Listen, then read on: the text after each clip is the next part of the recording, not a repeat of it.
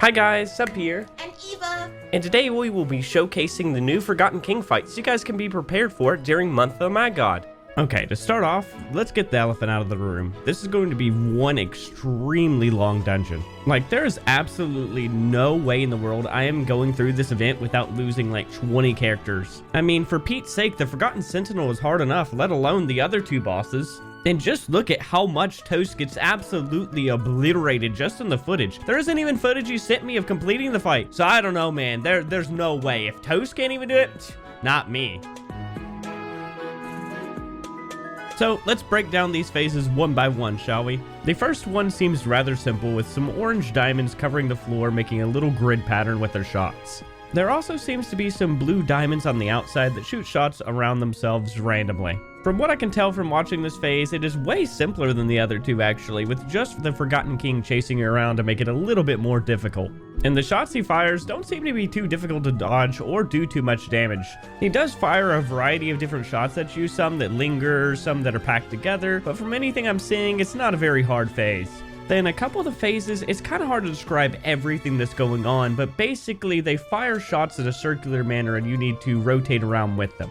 I do particularly like the flashy laser beams they do at the start of it though. To be honest though, it's kind of very difficult to describe a lot of these starting phases as they shift between one another quite often. And they have so many things going on visually and have so many different elements in the fight going on at once, it's kind of hard to describe everything. But from what I can tell, the Forgotten King will chase around doing a bunch of his different shots that I described earlier, along with some fireball shots, and the crystals will change up with some different colors being added in. It seems like there's a green crystal in the middle of the room sometimes that shoots green circle shots out. Then there's those yellow ones that don't do a whole lot but just shoot in a grid pattern. Then the red though, on the other hand, it seems to be very deadly compared to the other two, shooting shots that seem to be much like the NPC survival phase. But anyways, we don't really have the time to go into detail on every single aspect of the fight, but I'll be handing it over to Eva for her to describe some of the aspects of the fight herself.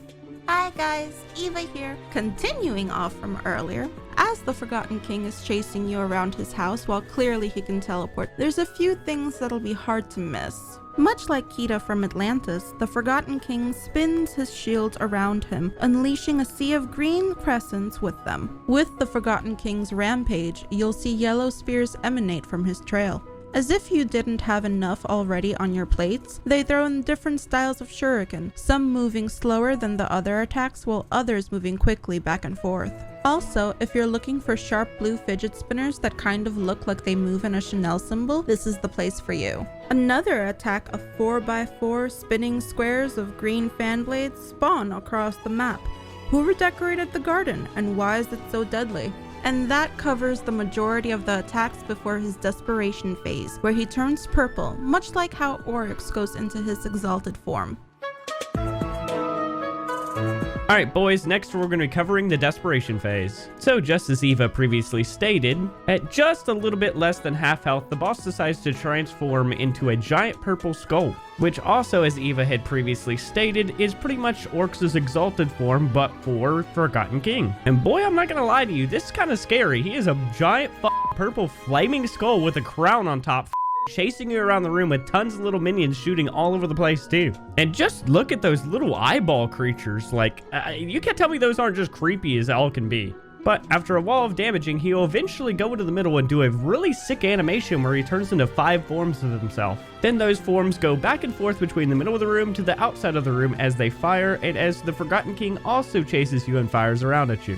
Next, after even more damage, he'll eventually go into the middle of the room and start a kind of like NPC's survival phase. But the boss is still damageable in this kind of like survival phase, unlike NPC. But the main gimmick is going to be that in each section, there's going to be an extra row of shots that have a little gap inside of them, and you need to circumnavigate through that gap as you're fighting the king. Then finally, after doing all this damage, getting him all the way down to this, he does one of the most terrifying, most difficult looking phases I've seen in Realm of the Mad God. Basically, the arena gets completely surrounded in a circular area of stationary shots that you cannot go through. Then all of his ghost forms are also rotating around that, shooting inside. Also, there's a bunch of pink flames that are going inside the center of the room. Then there's two other things going on in the room, which seem to be the most difficult ones to probably be dodging. Then the Forgotten King himself is going around the room shooting shots that look like arrowheads in all directions around him. Then lastly, there's tentacles that come out of the ground, and there's a joke to be said about this, but I don't know if Deca will murder me or not, and I don't want Afro to also murder me since he's editing this video. But sadly at this point, Toast has to Nexus, and we don't get to see the very end of the fight, but I assume that that's pretty much the final phase from talking to them.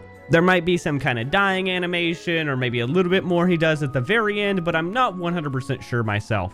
But anyways, guys, that's going to cover pretty much the entirety of the Forgotten King fight. There's so many different phases, so many different things that can happen during the fight. It is very difficult for us to really cover it all in depth, because the Forgotten King just has so many different attacks and phases he can cycle throughout the fight. Like, throughout all 3 footages that I was sent, there was different phases in each one. So hopefully this video will get you at least a little bit prepared for this fight, but it's going to be a lot to learn. Well, anyways, guys, this has been a fun video to produce. Thank you, Deca, for giving us this footage and allowing us to be the one to preview the Forgotten King fight. This has been Seb. And Eva. And we're signing out, boys.